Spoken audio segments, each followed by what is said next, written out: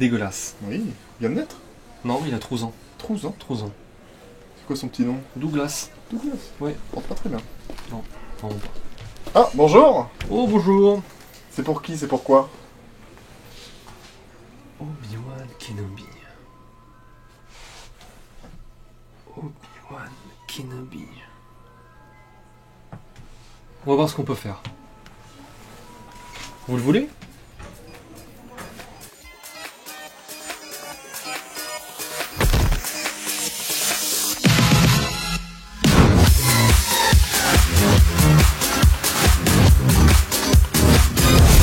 Eh bien, ça ne sera pas de tout repos. Donc on va faire un petit résumé de la série et relever tous les points qui ne vont pas, pour voir si on va pouvoir sauver le patient.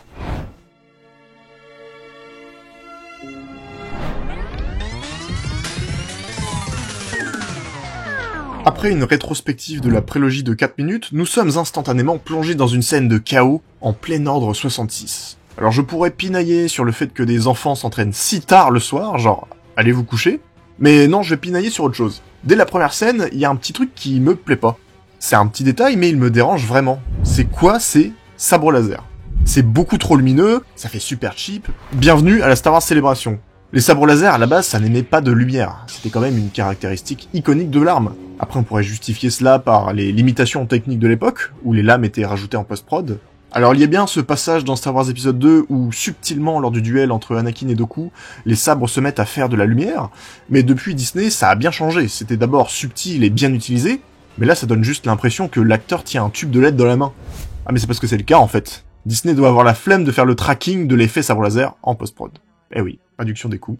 Bon bref, ne nous attardons pas trop là-dessus, c'est un petit détail, mais il est assez symptomatique du gros problème de cette série, sa production. C'est globalement pas très beau comme série, que ce soit les décors, les effets spéciaux, les costumes, les maquillages, et c'est assez gênant pour une production Star Wars. Regardez la scène suivante qui introduit les méchants. Vous la sentez la menace là? Regardez-moi ces tronches. En plus, le Grand Inquisiteur est censé ressembler à ça. Donc son maquillage est complètement raté. Alors oui, on pourrait dire que comme c'est une adaptation live-action du personnage, ça passe encore, mais non, navré. Il y a un personnage de cette même race dans La Revanche des Sith, un Padawan. Et matez un peu comment ça rend mieux. À gauche, on y croit. À droite, c'est le cosplay de Didier à la Comic-Con. En plus, les caractères de ces inquisiteurs sont assez différents de ceux qu'ils ont dans Star Wars Rebels. Le Grand Inquisiteur semble débile, et le cinquième frère est arrogant et jaloux. Des éléments qui dénotent avec la façon dont ils sont dépeints dans la série animée.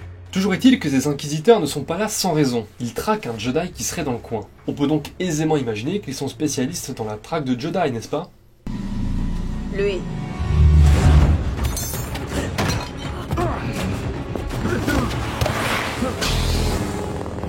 Préparez-le pour un interrogatoire. Ne trouverez jamais.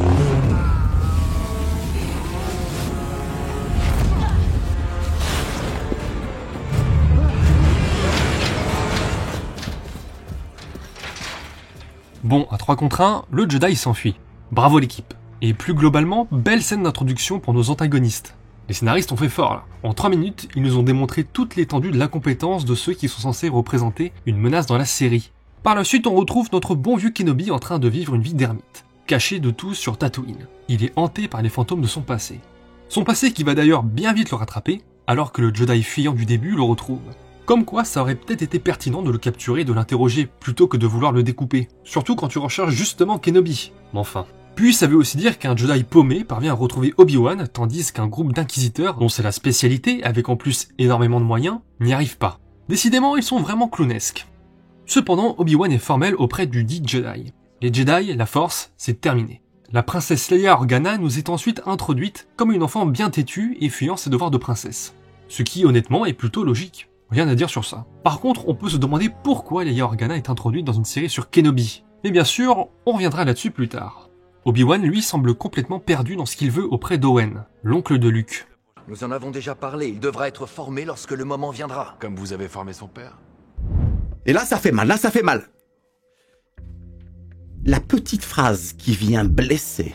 Il devra être formé lorsque le moment viendra. Bah, faut savoir alors. La lutte est terminée ou pas? La scène d'avant, il demande à un Jedi d'en finir avec la Force et les Jedi. Que vous est-il arrivé? Vous étiez un grand Jedi. Le temps des Jedi est désormais révolu. Et là, il veut entraîner Luke. lui faire découvrir la galaxie. Puis c'est pas très compatible avec l'idée de vouloir le cacher sur Tatooine, à la fin de l'épisode 3 quand même. Autant je peux comprendre pourquoi il veut pousser Luke à partir à l'aventure dans le 4, les circonstances sont quand même extrêmement spécifiques, mais là... Et aussi on peut s'étonner de l'envie d'Obi-Wan de vouloir reprendre un apprenti étant donné l'échec cuisant du projet Anakin. Et pour couronner le tout, cet apprenti qu'il veut prendre est le fils de celui qui l'a foiré. La série aurait pu exploiter ce genre de dilemme interne, explorer la culpabilité d'Obi-Wan, mais il n'en est rien. Ah si, il fait des cauchemars. Promets-moi de fouler l'enfant. Super. Les super méchants inquisiteurs moches font alors leur apparition. Ils ne sont pas contents du tout, et sont encore à la recherche du fameux Jedi du début d'épisode. Mais ils ont quand même évolué, car là, ils pensent à interroger les gens. Donc voilà, Reva, elle, ne pense pas à interroger un Jedi sur la potentielle présence d'autres Jedi, mais va plutôt le demander à des fermiers paumés. Chacun ses méthodes. Elle prend même à partie Owen avec un petit coup de pression. Tell me where the Jedi is, or this man and his family die. Ouais, l'actrice en fait vraiment trop.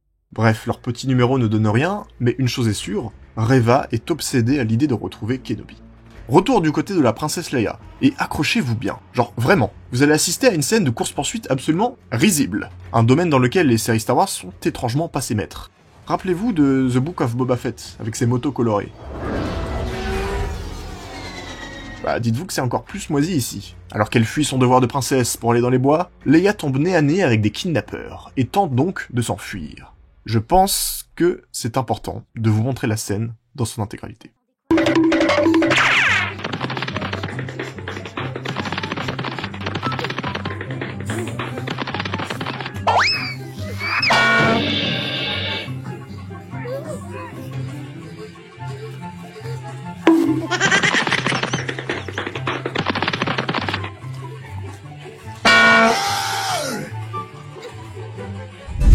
la vache.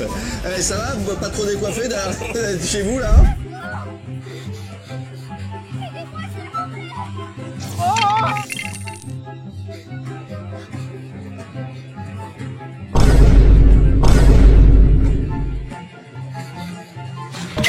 Bref, c'est mal chorégraphié, et c'est surtout pas bien mis en scène. Pourquoi faire des plans aussi longs? C'est évident que des adultes ont 10 fois le temps de rattraper un enfant sur ce genre de distance. Surtout que la scène n'apporte absolument rien d'un point de vue scénaristique, car elle finit par se faire capturer. Ça veut dire que les mecs, à la réalisation, ont trouvé ça cool premier degré. Encore, si elle avait réussi à s'échapper, bah j'aurais compris l'intérêt d'une course-poursuite. Mais pourquoi produire un truc aussi daubé, alors que cela aurait juste dû se passer comme ça? Toi...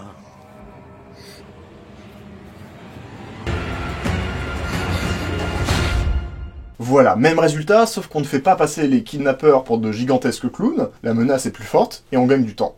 Tout est bénef. Suite à la disparition de la princesse, Bail Organa demande à Kenobi de partir à sa rescousse, ce qui est une chose très très conne, et ses arguments sont désastreux. On ne peut pas rendre ça public, ça attirerait beaucoup trop l'attention. Alors envoyez votre garde, ou un chasseur de primes. Vous êtes le seul à savoir à quel point Leia est importante, Obi-Wan. Si sa véritable identité est révélée... Je dois rester sur cette planète. Pour rappel, Leia est LA princesse d'Alderaan. Je ne vois pas pourquoi il ne pourrait pas envoyer des chasseurs de primes, une armée, le Sénat, ou n'importe qui pour aller la retrouver. Il prétexte qu'il ne veut pas que ça s'ébruite, par peur que l'on découvre qui elle est. Bah dans ce cas, c'était pas la plus brillante idée d'en faire une princesse d'une planète qui pèse politiquement, non? Surtout qu'on l'a vu, elle est très exposée, et doit déjà jouer un rôle politique. Et envoyer Obi-Wan la chercher, vraiment? Il se dit pas que ça risque plus de mettre sa fille en danger qu'autre chose? Imaginons qu'il se fasse capturer avec l'enfant. L'Empire va tout de suite se demander ce que l'enfant a de si spécial pour attirer Obi-Wan hors de sa retraite, non? C'est très suspect. Alors qu'en revanche, que la famille royale d'une planète importante fasse tout pour retrouver leur princesse kidnappée par des espèces de terroristes de l'espace, bah rien de plus normal. Obi-Wan lui reste lucide et décline la demande de Bail Organa. Il n'est pas l'homme de la situation, il le sait, et Et bah non, en fait. Bail Organa vient en personne et convainc Obi-Wan de partir sauver Leia, évidemment. Ça paraît assez contre-productif, car si Obi-Wan se fait prendre la main dans le sac avec cette histoire, eh ben ça va instantanément lier les Organa avec les Jedi, faisant d'eux des sympathisants rebelles. Mais enfin, on apprend que les kidnappeurs sont à la solde de Reva, et qu'elle savait qu'elle attirerait Kenobi comme ça, parce que...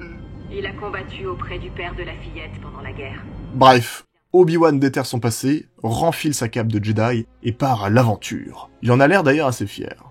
Fin de l'épisode 1 qui aura duré 53 minutes. C'est rare que les séries Star Wars aient des durées d'épisodes décentes, donc quand c'est bien, il faut le souligner. On flirte quand même assez souvent avec la durée d'épisodes de sitcom pour les autres productions. Je retire le récap de la prélogie, les logos d'introduction et le générique de fin, et pouf, on tombe à 44 minutes. Donc il y a presque 10 minutes qui se sont déjà volatilisées là. Poursuivons avec l'épisode 2.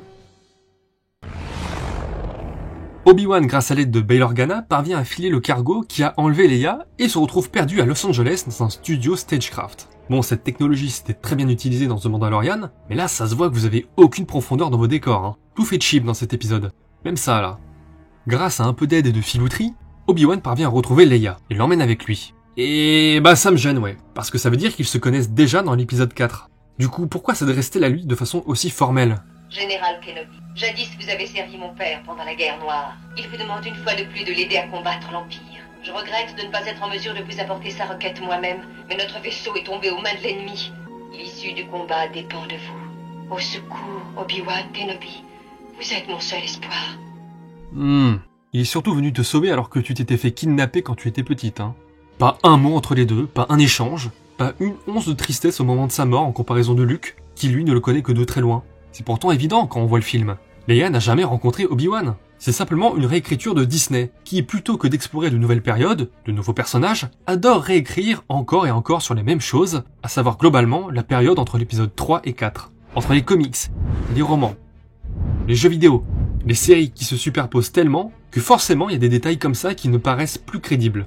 Enfin, on va laisser le bénéfice du doute à la série, car jusqu'ici Obi-Wan n'a pas donné son nom, donc peut-être bien que Leia ne saura jamais l'identité de son sauveur. Et d'ailleurs c'est assez plausible, car elle reste méfiante vis-à-vis de lui, et tente même de s'échapper. Que quelqu'un réussisse à rattraper cette gosse, par pitié! Surtout que la situation dégénère, et ils sont très vite poursuivis par tous les chasseurs de primes de la planète, et bien pire encore. Notre fameuse Reva, qui tente également de les rattraper. Devant l'urgence de la situation, et pour rattraper Leia, qui vient de sauter dans le vide, l'usage de la force revient à Obi-Wan, et il parvient à la rattraper. On a donc la confirmation que jusqu'ici, Leia ne sait pas qu'il est Obi-Wan Kenobi, donc la continuité de l'épisode 4 va bien. Obi-Wan gagne la confiance de Leia et compte s'échapper de la planète grâce à ce type, introduit comme un charlatan se faisant passer pour un Jedi au début de l'épisode. Comme il n'a pas le choix, Obi-Wan décide de le croire et de se rendre sur place. Problème, Reva qui les talonnait rencontre le type et lui extrait la vérité. Elle apprend donc par où et comment Obi-Wan compte s'échapper avec Leia. Ça nous apprend également qu'elle est complètement débile, car si elle a le pouvoir de lire dans les pensées, elle aurait quand même pu avoir le chic de penser à le faire lorsqu'elle a interrogé Owen sur la présence d'un Jedi. Bon, enfin bref. Reva parvient à rejoindre Obi-Wan et lui apprend qu'Anakin n'est pas mort. Seulement, malheur, le grand inquisiteur fait son apparition. Elle se chamaille avec lui et le tue. Oui, comme ça. C'est probablement la mort la plus anticlimatique de Star Wars, car si vous suivez un peu l'univers, vous savez que le grand inquisiteur est dans Star Wars Rebels, qui se passe après, et qu'il est bel et bien vivant. Obi-Wan profite de tout ça pour s'en aller, et fin de l'épisode. Et quoi, c'est déjà fini ? Ça nous fait donc un épisode de 32 minutes, hors générique et résumé. Donc on a déjà perdu plus de 10 minutes de durée sur l'épisode d'avant, et on retombe dans les travers des sitcoms. Passons donc à l'épisode 3. Un épisode qui s'ouvre sur ni plus ni moins que le retour de Dark Vador, qui se trouve dans sa forteresse sur Mustafar. Et, bon, alors je me base sur rien de concret, hein, mais c'est moche, non ? On dirait que le décor est en carton-pâte. Toujours est-il que Obi-Wan est arrivé sur Mapuzzo, où le souvenir de son ancien apprenti le hante. L'Empire, pendant ce temps, fait rechercher le Jedi en envoyant des sondes. Ce dernier cherche un moyen de quitter la planète désertique pendant que Leia continue de faire n'importe quoi. Qu'est-ce que tu fais ? Ils peuvent peut-être nous conduire au spatioport. Ça pourrait être dangereux. Mais tiens-le, ton gosse ! Ils se font alors transporter par un dénommé Freck, mais la situation va vite se compliquer alors qu'ils s'arrêtent pour également transporter des Stormtroopers. Dans l'univers Star Wars, il est bien connu que les Stormtroopers ne savent pas viser. Mais cette série va plus loin et nous apprend qu'ils sont surtout complètement cons. Vous n'avez pas d'informations sur le Jedi ? Je ne saurais même pas en reconnaître un. Franchement, la scène parle d'elle-même. Il recherche un Jedi, et Obi-Wan n'est même pas soupçonné. Il a une tenue de Jedi, l'enfant qui accompagne le Jedi, car l'Empire a l'info que Leia est avec lui. Et surtout, il a la tête du Jedi recherché. Donc soit ils sont très cons, soit l'Empire leur a juste dit « Cherchez et trouvez un Jedi », sans donner aucune information supplémentaire sur sa dégaine, son physique et la personne qui l'accompagne. Le dénominateur commun de tout ça, c'est que les scénaristes se foutent de notre gueule. En plus, en discutant un peu avec Obi-Wan, un des Stormtroopers est pris d'un éclair de lucidité. Vous n'avez rien entendu ? Rien du tout. Vous êtes sûr qu'il est bien sur cette planète ? Ils savent ce qu'ils font, Leia. Oui, je sais, mais Vous l'avez appelée Leia? Ça y est, il a percuté. Il a entendu Obi-Wan appeler la petite fille Leia. Il va enfin comprendre qu'il s'agit de la petite fille qui est recherchée, et il va pouvoir mettre la supercherie à jour. Je croyais que son prénom c'était Luma. Récapitulons juste un truc. Il y a tout. Tous les éléments qui sont censés rechercher devant eux. Et lui, ce qui l'interpelle, c'est que la petite fille n'a pas le même prénom qu'au début.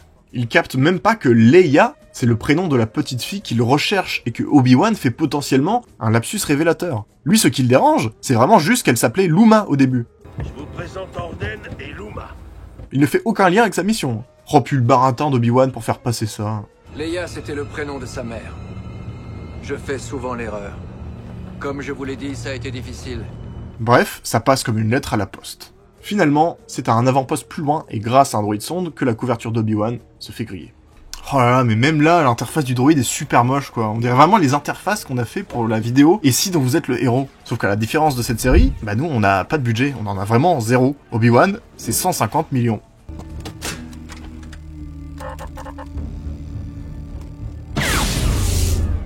Bon, tu pouvais laisser ce pauvre rayon tranquille, hein. Il y avait bien de la place sur les côtés. Bon, nos héros se font secourir par une rebelle infiltrée sous couverture impériale, qui les mène dans une cachette. Un passage pour les résistants à l'Empire, notamment les Jedi. Disney en profite pour caresser quelques fans dans le sens du poil, ça fait toujours plaisir. Ils n'ont plus qu'à emprunter un long tunnel au bout duquel les attend un vaisseau, à monter dedans et ramener Leia à ses parents sur Alderaan. Sauf que non, Vador arrive dans le village, et tue des gens random. Obi-Wan décide alors de laisser tomber sa mission principale. Il confie Leia à Tala et se met en tête d'éloigner l'Empire tout seul. Kenobi fait donc face à son ancien apprenti, son plus grand Il s'enfuit comme Jack Sparrow, voilà, il se barre. Mais Vador le rattrape, et force la confronte à... Et il est reparti.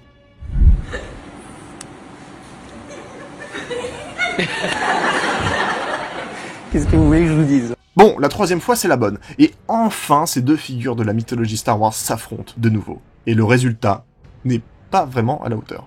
Bien sûr, loin de nous de reprocher un Obi-Wan faible et fuyant, ça fait parfaitement sens avec ce que raconte la série. Non, le problème c'est que c'est simplement moche.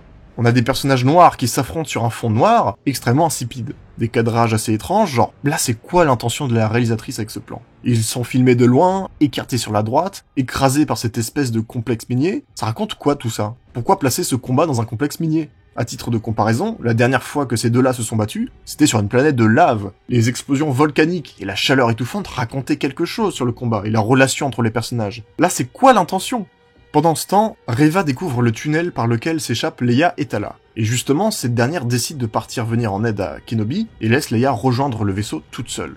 Je sais pas si son aide va suffire, car Kenobi n'est vraiment pas en bonne position. Et là, franchement, il faut le dire, on a une scène intéressante. Vador qui joue avec Kenobi et lui fait subir ce qu'il a subi. On sent sa haine, sa rancœur. Ça, c'est une très bonne idée. Le problème, c'est que tout ça va venir se faire éclipser juste après, avec probablement la plus grosse scène bullshit de la série. Tala parvient à sauver Obi-Wan en le séparant de Vador grâce à un grand feu. Grand feu! Grand feu! Ce qui permet à son droïde de venir le chercher et l'extraire. Obi-Wan est à 10 mètres de Vador et d'une escouade de Stormtroopers, et pourtant oui, il va leur échapper à cause de quelques flammes. Vador n'aurait pourtant eu qu'à l'attraper avec la force, ou il aurait pu contourner le feu. On voit clairement sur ses plans que c'est largement faisable. Ou plus simplement encore, il aurait pu éteindre le feu. Ou même il aurait pas pu traverser les flammes avec son armure. Dans tous les cas, c'est pas comme si au même endroit et 20 secondes plus tôt, on voyait justement Vador éteindre le feu avec la force. C'est quoi le problème? Sa capacité était en recharge? Je ne sais même pas ce que les scénaristes ont voulu faire avec cette séquence. Pourquoi faire quelque chose d'aussi foutraque? C'est comme la course-poursuite avec Leia. J'ai l'impression qu'ils se mettent des bâtons dans les roues tout seuls. Surtout qu'il y a un autre truc qui cloche sérieusement avec cette scène. C'est la présence de Tala. Car rappelez-vous, elle a rebroussé chemin dans le tunnel, tandis qu'en parallèle, Reva venait de le découvrir. Elles auraient donc dû forcément se croiser. Et alors, ça aurait été beaucoup plus compliqué pour elle de venir sauver Kenobi. Prépare le transport, on doit l'emmener sur Jabi. Comment ça, préparer le vaisseau? Je croyais qu'ils les attendaient au bout du tunnel secret tout à l'heure. Bon bah il semblerait qu'il y ait un autre vaisseau qu'ils auraient déjà pu utiliser. Puis sérieusement, regardez-les, par terre en plein désert, complètement à découvert. Comment l'Empire a pu les perdre? C'était déjà con le coup des flammes, mais alors que l'Empire puisse perdre toute trace de ces individus aussi rapidement, c'est la goutte de trop. Le plus impressionnant, c'est que l'épisode s'enfonce toujours plus dans les invraisemblances avec cette scène. Vous êtes la personne que je dois rencontrer? Malheureusement, elle n'a pas pu venir, mais je vais prendre le relais. Donc on va reprendre les choses chronologiquement, parce que visiblement, le tunnel fonctionne bizarrement. Donc au début, Leia et Tala entrent dedans. Elles avancent un peu, tandis que Reva découvre le tunnel et le pénètre. Ensuite, Tala se dit qu'elle doit aider Obi-Wan, et fait demi-tour, en laissant Leia toute seule. Elle parvient à sortir du tunnel sans croiser Reva, ce qui est déjà un exploit, mais Reva fait encore plus fort, car elle arrive à dépasser Leia et à atteindre le vaisseau du bout avant elle, et cela sans la croiser. Tout cela dans un tunnel. Bref, Reva capture Leia, fin de l'épisode, et il a duré 38 minutes. L'épisode 4 s'ouvre sur Obi-Wan, qui a du PTSD. Nous sommes sur Jabim. Vous êtes en sécurité. Il doit vraiment être content de l'apprendre, car c'était très loin d'être le cas. C'est un miracle qu'il ait pu échapper à Vador et l'Empire. Pendant ce temps, Leia est prisonnière de l'Empire, et malgré son jeune âge, elle marque un point. Vous ne pouvez pas me garder ici. Mon père est Bail Organa, c'est un sénateur. Et moi, je suis une princesse. Donc je rappelle que c'est Reva qui a organisé de son propre chef la capture de Leia, la fille d'un sénateur extrêmement important. Ce n'est pas une rebelle, ni un ennemi, mais la princesse d'une planète qui occupe un poids important dans le débat politique. Ce que fait Reva est absolument irresponsable et susceptible de foutre l'Empire dans la merde, car c'est clairement le genre d'acte qui pourrait appeler à la rébellion. Surtout qu'on est 9 ans après l'épisode 3, l'Empire essaye encore de garder une image honorable, au moins de façade. Bref, elle a de la chance que Bail Organa ait gardé tout ça secret, car il aurait vraiment eu de quoi mettre l'Empire dans la merde. Bon, par contre, on a la confirmation qu'elle sait que son sauveur est Obi-Wan Kenobi. Donc l'Empire sait que Bail Organa est lié à la rébellion. Donc c'est normalement censé être une fin de parcours pour la famille royale. Et bah non. Bien entendu, Obi-Wan compte aller sauver Leia, mais problème, où peut-elle bien être retenue prisonnière? Ah non, je plaisante. Il sait qu'elle est sur Nour, la forteresse des Inquisiteurs. Comment il le sait? On sait pas. Ça doit être un truc dont parle Finn dans Star Wars 9, là. Une sensation. C'est un pouvoir de la Force dont Disney raffole. Surtout qu'ils savent même que c'est bien l'Empire qui a capturé Leia. Qu'est-ce qui le prouve? A priori, la seule chose dont on est sûr, c'est que 2 adultes ont décidé de leur plein gré de laisser une enfant se démerder seule. Enfant qui, en plus, est l'objectif de leur mission. On fera aussi l'impasse sur le design de la forteresse et de l'environnement, qui ne ressemble pas du tout à celle de Fallen Order, qui se passe pourtant avant cette série. Visiblement, c'est un effort surhumain de garder une cohérence. Il n'y a aucun bouclier. Oui, parce que personne ne serait assez stupide pour les attaquer. Oh bah non! Pourquoi des rebelles voudraient attaquer un QG faiblement armé de l'Empire? C'est un film de merde. Je lui chie à la gueule. Et si je voyais la réalisatrice, je lui chierais sur la gueule encore. Voilà, merci. Bref, Obi-Wan et Tala se rendent à la base. Tala s'infiltre et permet à Kenobi de rentrer par un sas situé sous l'eau. Pendant ce temps, Reva essaie de tirer les vers du nez sur l'emplacement des rebelles et prend seule la décision de torturer la princesse d'Alderaan, une petite fille. De quoi bien répulser l'opinion populaire vis-à-vis de l'Empire. Brillante idée. Obi-Wan ressort de l'eau complètement sec, mais ça c'est parce qu'il est trop cool. Avec l'aide de Tala, infiltré à un poste de commande, il parvient à sauver Leia et à éliminer des Stormtroopers à l'aide de sa batte de baseball. Le sabre laser ne tranche pas et c'est dommage. Pendant ce temps, Reva soupçonne Tala d'être une espionne, et à juste titre. Malheureusement, elle a encore oublié qu'elle peut littéralement sonder dans ses pensées, et Tala s'en sort donc de justesse. Et alors qu'elle est raccompagnée pour être interrogée...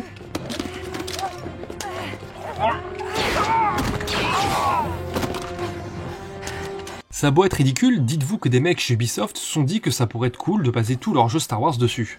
Obi-Wan et Leia sont repérés, et la base est donc sur le qui-vive. De quoi nous permettre de voir quelques séquences de sabre laser plutôt sympathiques. Mais dans l'effusion des combats, un impact de blaster a touché l'une des vitres de la base sous-marine, et menace de tout inonder. Malgré sa tentative, Obi-Wan ne parvient pas à contenir l'impact, et la vitre cède.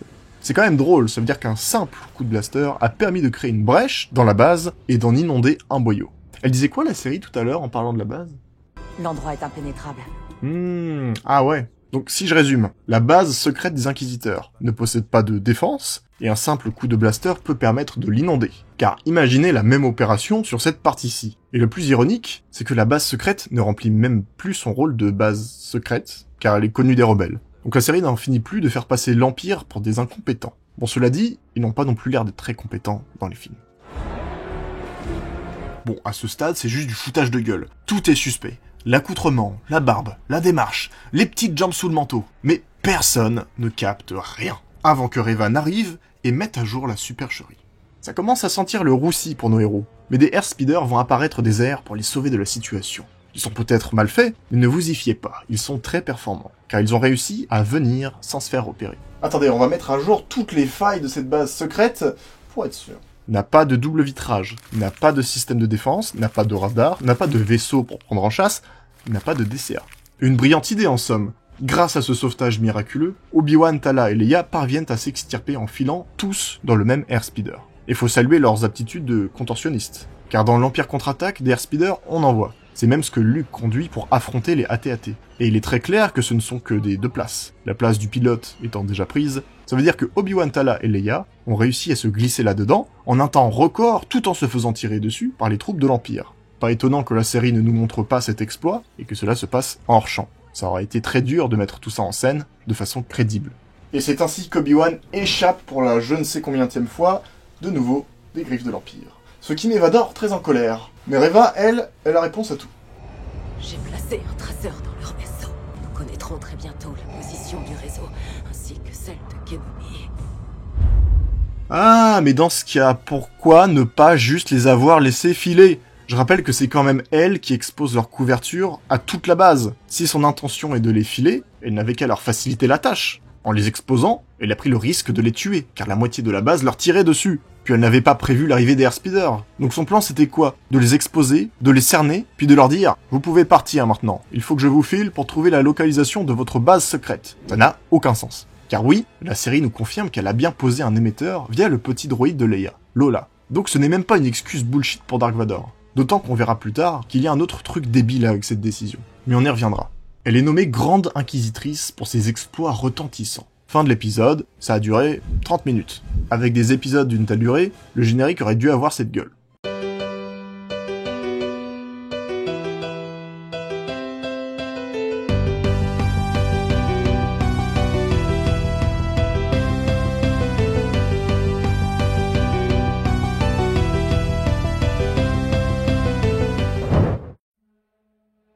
Nous voilà donc lancés dans l'épisode 5, qui s'ouvre de façon étonnante avec un flashback d'Anakin Skywalker.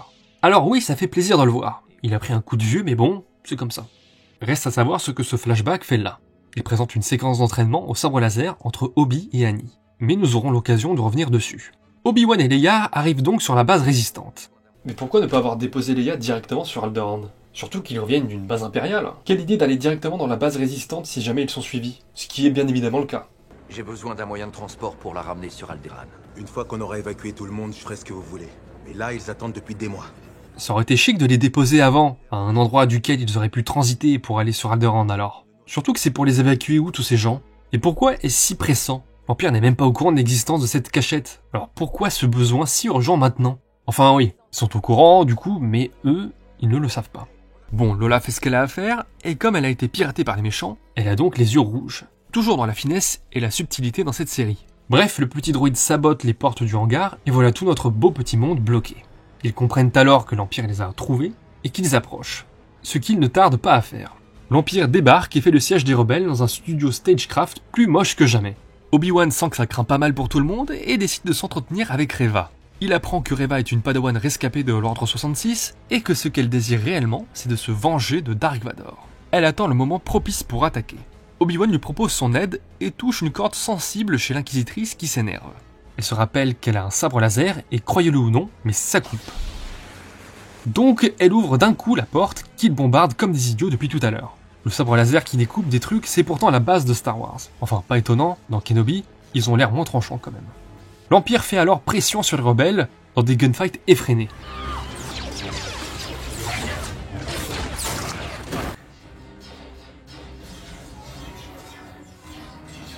Tala meurt dans les combats. RIP. Les rebelles se retranchent derrière de nouvelles barricades. Un flashback nous ramène à un duel intense où Anakin accule Obi-Wan. Ce retour en arrière crée un parallèle direct avec la situation actuelle de Kenobi, illustrant son affrontement à distance avec Vador. Un pur moment de fanservice certes, mais plutôt bien pensé. Kenobi décide de se rendre à Reva, un plan bien précis en tête. De son côté, Leia est envoyée dans les conduits pour réparer la porte du hangar. Obi-Wan parvient à convaincre Reva de s'allier à lui pour se débarrasser de Vador. Son idée est simple, attirer le Seigneur Sith en misant sur son obsession pour l'éliminer. Une fois Vador concentré sur lui, Reva n'aurait alors plus qu'à le frapper au moment où il s'y attend le moins. Du moins, en théorie. Le piège fonctionne, Vador mord à l'hameçon et se rend sur place. Sauf qu'à son arrivée, surprise, Kenobi n'est nulle part en vue. À la place, un vaisseau décolle sous ses yeux. Le puissant Seigneur Noir retient alors le vaisseau avec la force, le fait s'écraser au sol et le réduit en charpie, seulement pour se rendre compte qu'il est complètement vide.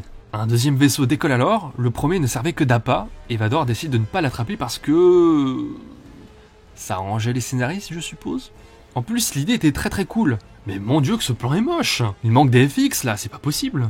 Obi-Wan a donc encore échappé à Vador. Et la série bâcle ça encore de manière très facile, car admettons que là, il échappe à Vador. Il y a encore un destroyer au-dessus qui peut faire blocus, qui peut envoyer des chasseurs. Bref, la fuite est très loin d'être terminée, mais la série ne s'encombre de rien de tout ça. Et j'aimerais qu'on ait tous une pensée pour ce pauvre pilote à qui on a demandé de faire décoller le premier vaisseau. Celui qui a servi d'appât, là. Les enfoirés m'ont abandonné. Oh, l'incroyable piège de Reva se referme alors sur Vador, ce qui nous offre peut-être le pire combat de tout Star Wars. C'est absolument clownesque, presque goofy. L'image est moche et la chorégraphie détestable.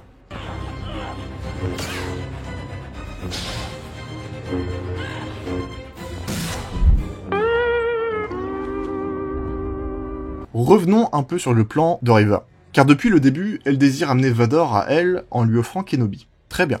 Mais dans ce cas, pourquoi elle voulait le laisser s'échapper dans l'épisode d'avant? Elle dit que c'est pour trouver la base des rebelles. Mais au final, elle s'en cogne. On apprend que ce qu'elle veut vraiment dans cet épisode, c'est d'éliminer Vador.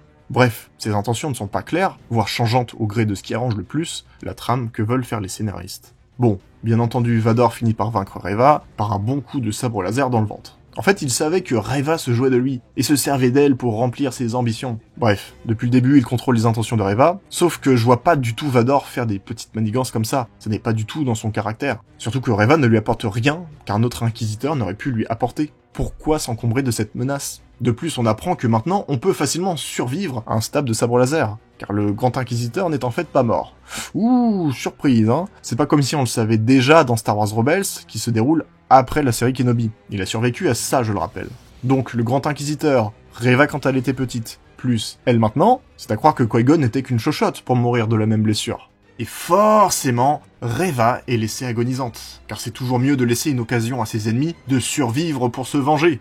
En rampant, Reva tombe sur la transmission qu'Owen a envoyée à Obi-Wan plus tôt dans l'épisode, ce qui lui permet d'apprendre qu'un enfant important se cache sur Tatooine.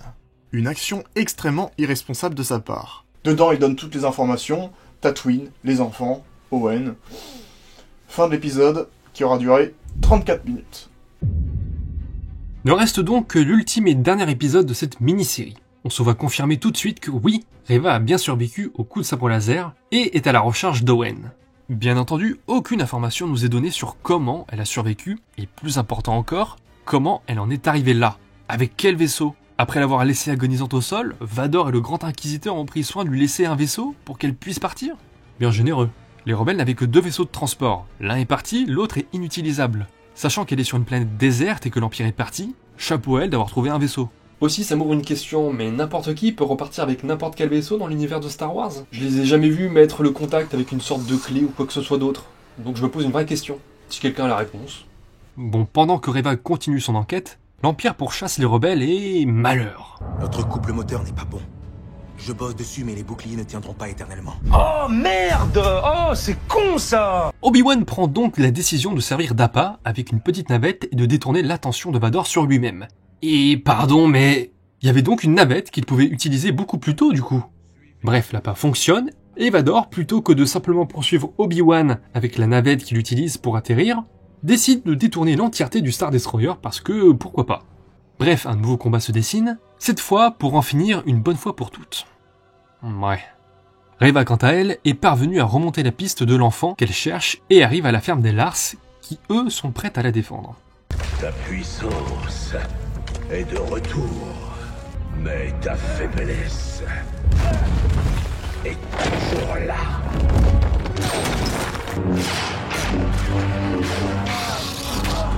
Battez pas, les gars, vous battez pas. Vous battez pas, on dirait des 2 coqs là, vous battez pas, je vous en prie, pas de bagarre ici, hein. Et pas de bagarre ici, hein. Faut avouer que le combat est beaucoup plus inspiré que le premier. Obi-Wan retrouve de son galon, et il y a des utilisations de la force très intéressantes. Chose qu'on voit finalement assez rarement dans les films. Bon, il y a encore des plans assez incompréhensibles, mais globalement c'est beaucoup mieux. Même si Obi-Wan se fait acculer sous des rochers, le pouvoir de l'amour va lui permettre de ressortir et de mettre la misère à Vador. Bon, le coup du masque fêlé, qui laisse entrevoir la personne qu'il était autrefois, c'est du vu et revu, mais force est de l'avouer que ça fonctionne quand même. Surtout que là, les dialogues sont touchants. C'est presque dommage que la série soit si daubée alors qu'il y a quelques vrais bons moments. Obi-Wan fait définitivement le deuil d'Anakin, il est mort, ne reste que Vador. Bon, maintenant, si pour toi Anakin est vraiment mort, qu'est-ce qui t'empêche de tuer Vador, là? Il reste l'une des plus grandes menaces de la galaxie, il est juste devant toi. Oui, mais ça, c'est parce que c'est un Jedi. Il est au-dessus de ça, tu comprends? Tiens donc, ça l'a pourtant pas dérangé de découper des Stormtroopers qui, faisaient juste leur boulot. Bref, classique Star Wars. Pendant ce temps, Reva est sur le point de tuer Luke, mais n'en fait finalement rien. Elle se revoit petite, transpercée par Anakin, et décide finalement de ne pas céder à la haine. Le cycle s'arrête ici. Obi-Wan arrive alors sur Tatooine en un temps record, et offre à Reva sa rédemption. Pour elle, terminer la haine et la colère. Elle enterre ses sabres laser, tout ça, c'est derrière elle. Dans son antre sur Mustafar, Vador est en communication avec Palpatine. Ce dernier s'inquiète de l'obsession de son ancien apprenti envers son ancien maître, Obi-Wan. C'est alors décidé. Vador n'en a plus rien à faire et tourne la page. Obi-Wan ne compte plus, les deux anciens amis sont tous deux passés à autre chose, chacun à leur façon. La princesse Leia retrouve Kenobi sur Alderaan dans d'émouvantes retrouvailles. Obi-Wan reprend lui sa vie d'ermite, accompagné désormais d'un vieil ami.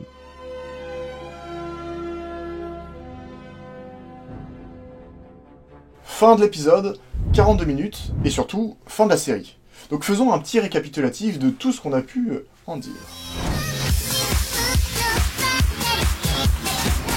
Le constat est très clair, le patient souffre d'une nostalgiotite aiguë. Une crise de nostalgie, si vous préférez. C'est le fait de vouloir surfer sur des choses anciennes pour susciter de l'intérêt. Vouloir rappeler des bons moments d'une époque révolue. Le problème, c'est que ça n'a donc plus trop de sens, et relève presque de l'obsession. Pour prouver tout cela, il est temps d'aborder le point de controverse de cette série. L'ombre malfaisante qui plane au-dessus de nous depuis le début de cette vidéo, et dont nous n'avons pas encore parlé. Le fait qu'Obi-Wan et Vador se rencontrent dans cette série, soit entre l'épisode 3 et 4. Alors c'est un sujet qui a fait couler beaucoup d'encre. La raison en est la possible incohérence que cela peut susciter au sein de la saga. Depuis la sortie de l'épisode 3, on avait toujours admis que les deux compères ne se retrouvaient qu'à l'issue de l'épisode 4. Et franchement, tout collait. Il est clair que c'est ce que George Lucas avait en tête au moment de réaliser l'épisode 3. Maintenant, cela rend-il leur rencontre incohérente dans la série? Pas forcément. Les phrases peuvent être comprises différemment, de sorte à ce que le tout reste cohérent. Là où on veut en venir, c'est que beaucoup se sont écharpés sur le sujet, cohérent ou pas incohérent. Le truc, c'est qu'au fond, on s'en fiche un peu des incohérences. Et même nous, il y a plein de films avec des incohérences, et des très bons. Le sujet n'est pas tant de savoir si c'est cohérent ou pas, mais juste de savoir si c'est bien. Est-ce pertinent? Qu'est-ce que cette rencontre entre Vador et Obi-Wan, entre l'épisode 3 et 4, apporte de plus? Et la réalité, c'est qu'elle nous apporte rien que nous ne savions déjà avec l'épisode 3, puis l'épisode 4. La mort d'Anakin, la naissance de Vador, le déchirement d'Obi-Wan, le regret. Tout était déjà là. Le problème de cette série, c'est même pas toutes les incohérences que l'on a relevées. Elles sont pourtant nombreuses. Tout ça, ce n'est que symptomatique de son vrai souci. Elle manque simplement de cœur. Elle n'existe que pour célébrer un passé révolu depuis longtemps. Surfer sur une vague nostalgique. Le retour d'Ewan McGregor, d'Hayden Christensen, cette histoire de rematch du siècle. Je crois que c'est la première chose sur laquelle Disney a communiqué lors de l'annonce de la série. Qu'il y aurait dedans le rematch du siècle entre Obi-Wan et Vador. Si c'est pas un aveu d'échec, je sais pas ce que c'est. Dans la série, tout semble forcé pour mener à ce rematch. Chaque décision, chaque incohérence. Ce combat, il est à l'origine de la production même de la série. Ils ont eu un jour l'idée de ce rematch, en se disant que ça ravirait les fans, et ont essayé de bricoler une histoire autour. Voilà tout. La série devait d'abord être un film, puis s'est transformée en mini-série, avec des durées d'épisodes complètement aléatoires. Ça se ressent que la production a été chamboulée. Le découpage des épisodes est un peu étrange, et plus globalement, la série n'est pas très bien produite. Le stagecraft, utilisé à merveille dans les 2 premières saisons de The Mandalorian, est très mal utilisé. Il y a beaucoup d'effets spéciaux bien laids, une mise en scène souvent aléatoire. Bref, ça se sent que la série a été faite à l'arrache, avec une seule idée en tête, le rematch Obi-Wan versus Vador. Et le pire, c'est qu'on ne peut même pas dire que le duel est à la hauteur de l'événement. La série n'existe et n'est intéressante que parce qu'elle surfe sur la nostalgie des gens. Et plus précisément, les enfants qui ont grandi avec la prélogie, qui sont maintenant adultes. On est loin d'une série comme Andor, qui, avec des petits clins d'œil pour les fans, parvient quand même à exister comme œuvre Star Wars à part entière, et se paye même le luxe d'avoir un sacré caractère. Comme quoi Disney est capable au fond. Et avant de finir, j'avais envie de parler d'une chose, le cas The Acolyte. Je vais la faire courte. Oui, la série a d'énormes défauts similaires à Obi-Wan Kenobi. Que ce soit ses effets spéciaux, ses décors, la performance de certains acteurs, l'écriture, la production, où on sent à aucun moment les 22 millions de dollars injectés par épisode. Mais à côté de ça, la série a au moins eu le don de proposer quelque chose de nouveau, pas forcément brillamment écrite, mais dans le fond, assez rafraîchissant et prometteur. Tout le mystère autour des Sith, les meilleurs combats au sabre qu'on a eu depuis 2005, ou certains personnages comme Kimi ou Sol. Mais la série n'aura pas de saison 2 car le retour critique et le nombre de visionnages n'est pas assez satisfaisant. Bon, dans ce cas-là, on aurait dû annuler aussi The Clone Wars ou Rebels, non? Il me semble que les retours n'étaient pas non plus dithyrambiques concernant ces séries. Mais ce n'est même pas ça le problème. Je me demande juste quel avenir nous réserve Star Wars et quel message se cache sous l'annulation de The Acolyte. Lucasfilm va juste être réticent à l'idée de proposer de nouvelles histoires et va continuer à produire du fanservice parce que malheureusement, c'est ce qui marche. Pour le film Mandalorian, Jon Favreau a déclaré « Une partie de notre objectif est d'avoir quelque chose qui récompense ceux qui suivent la série depuis le début, ou qui suivent Star Wars depuis le début. Mais le fait de créer un film de cinéma, c'est aussi l'opportunité de raconter une toute nouvelle aventure à un tout nouveau public. » Alors attendez, parce que des news sont tombées pendant le montage de cette vidéo, et c'est assez drôle ce qui se passe. En gros, selon les rumeurs, le plot du film est que Mando et Grogu seraient engagés pour sauver Rota, pendant qu'Embo, le principal antagoniste, aurait pour mission de l'éliminer. Mais dites-moi, ça ne ressemblerait pas à l'intrigue du film Clone Wars, ça? Eh bah paye ton intrigue aussi. On dirait clairement une quête secondaire qu'on aurait pu avoir dans la saison 4 de The Mandalorian. Alors question sincère, mais est-ce que Filoni et Favreau savent encore écrire des histoires sans faire de fanservice? Non, parce qu'ils se sont très bien débrouillés dans la saison 1 de Mando, et depuis on a l'impression que cette vaste galaxie ne se résume qu'à une petite poignée de personnages. Bizarrement aujourd'hui, les productions les plus quali sont celles que personne ne réclame, et qui sont pilotées par d'autres personnes que Tic et Tac. Avec Andor par exemple, dont le showrunner est Tony Gilroy, une série sur un personnage secondaire de Rogue One qui devient un classique monumental. Ils en sont tellement contents de ce succès que dans le trailer de la saison 2, ils ont tenu à préciser que la série était critically acclaimed. Comme pour dire « Ah non, c'est pas comme les merdes habituelles, hein, regardez là !» Puis on a aussi Skeleton Crew par Christopher Ford et John Watts, qui a su créer une énorme surprise avec une histoire de chasse au trésor invoquant des films comme Les Goonies, La Planète au Trésor, Pirates des Caraïbes ou Indiana Jones. La série est rafraîchissante, extrêmement bien produite, carrément je me suis dit que ça avait la gueule d'un film, alors que la plupart des séries Star Wars... Ouais, ça se voit qu'on est sur une série quoi. En plus, Jude Law s'amuse comme un dingue, il y a des aliens de partout, c'est beau, créatif, bref... J'ai adoré, et je le clame haut et fort, je troque volontiers le film Mandalorian contre une saison 2 de Skeleton Crew.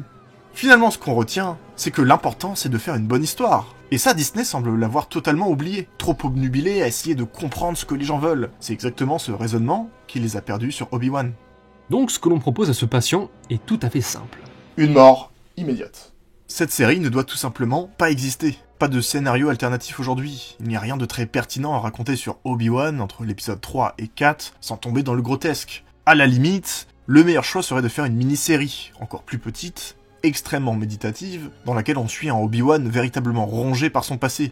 Des questionnements sur la Force, une remise en question de l'ordre Jedi, le tout exposé par un monologue interne incessant. Pas d'effusion de sabre laser, pas de mission de sauvetage impossible. Juste Obi-Wan, seul, dans le désert, en proie à des pensées noires.